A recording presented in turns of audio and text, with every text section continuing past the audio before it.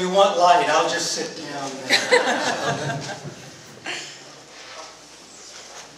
I think one of the good things about being towards the end is that everybody's pretty much said everything. And so anything I would say would be repetitive in many ways, but I do have some points that have not yet been made. My first point is this. If I were you, I would be confused.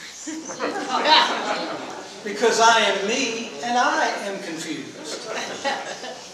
What we have are federal, state, people like us, people like CMS and others who are telling us very clearly they want people to live in the least restrictive, most independent places that you can find for them to live. And yet the restrictions which are placed upon us in seeking to help you find those sometimes work against that goal.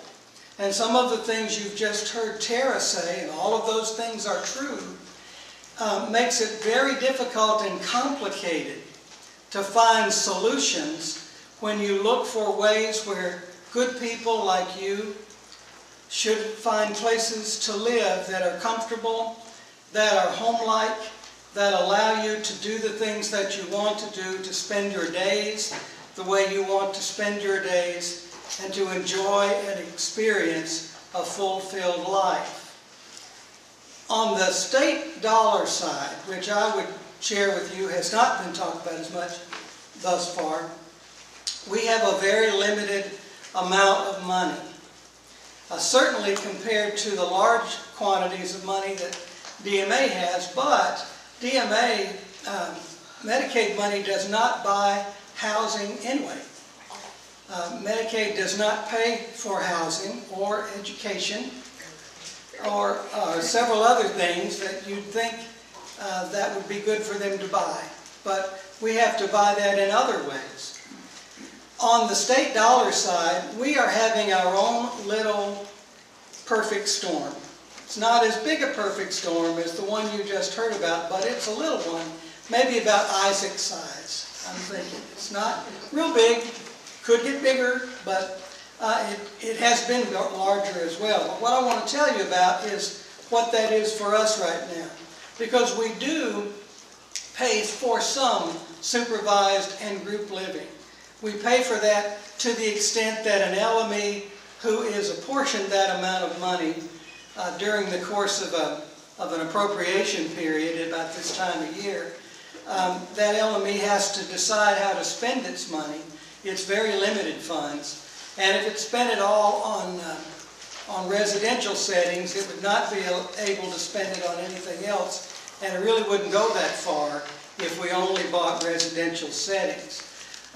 But right now we're having a little bit of that perfect intersection of several belt-tightening experiences for us. First of all, we have less money than we'd hoped we would have this year. I don't want to blame anybody. I would never vilify anyone for the amounts of money we have. I know that monies have to be apportioned based on what you have, the federal level, the state level. Good people with good hearts gather to make these decisions. Sometimes we're disappointed, but that doesn't mean we think less of those who make these decisions.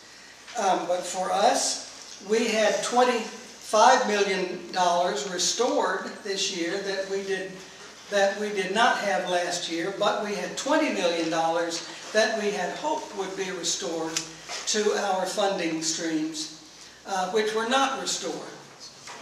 Again, an understandable decision made on the part of our legislature as they had to apportion the funding. In addition to that, we had several other things that were going on with state dollars for mental health. One of those is guardianship. Many of you know that in a managed care world, CMS has determined, you have to understand this, it does make sense, but you have to think about it. The CMS has said that if you do manage care. In other words, if you make decisions on behalf of individuals such as yourselves who might have money spent on your behalf by an organization such as an MCO, that MCO cannot be your guardian. That's considered a conflict of interest. I hope that makes sense when you think of that. So we have had for years in North Carolina, LMEs have been, area programs and then LMEs have been guardians, many proud guardians through the years. But now they have had to divest of that responsibility as they take on the role of a managed care organization. So we took a portion of one of our block grants, our social services block grant, and we moved that money over to the Division of Aging and Adult Services, which, as you know, is the adult part of social services.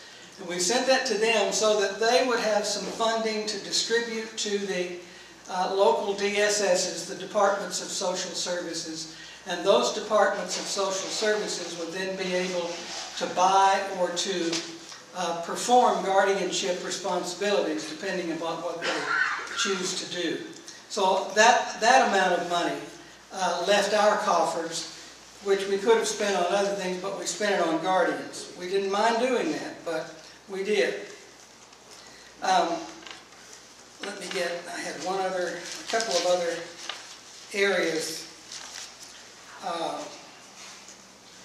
We also had an $8 million reduction. It's a very technical thing.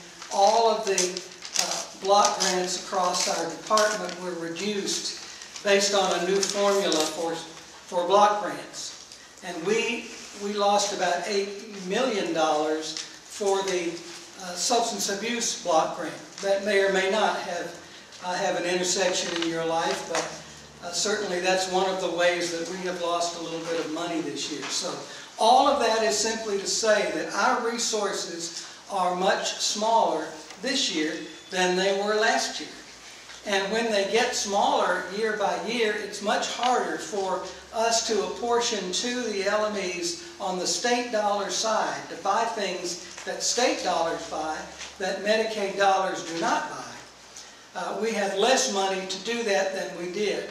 So we are not able, we would not be able, even if we had all the money that we have ever had in our most lush moments, we would never have had enough money to support independently all of the group homes that we're talking about today. Please understand that. So this is not an either-or situation, but it is one where resources are less and less than they were. So I would ask you please to consider these matters, and as year by year, as we go back to the legislature, that you could make your case as long with all other people who make their cases, and which they ask us to do, is to make our case so that we can find as many opportunities for us to support individuals who live in the least restrictive settings. If you ever read, if you have nothing else to do and you want to read something, read the first couple of paragraphs of 122C, which is the statute which defines what me and mine do. Because what it says is that we are required to find places for people to live and breathe and have their being in the least restrictive, the safest and best living arrangements and human living opportunities that we can have. But it also says that we are limited by the resources that we have. So those two things work together. On the one hand, we have this really magnificent mission that the statute tells us that we must do. On the other hand, we have a limitation of resources with which to fulfill that mission. That makes us stewards where we have to work very hard to be proper overseers of the funds that we have. That's contradiction, you know what I'm saying? Did I not say that I expected you to be confused? Thank you.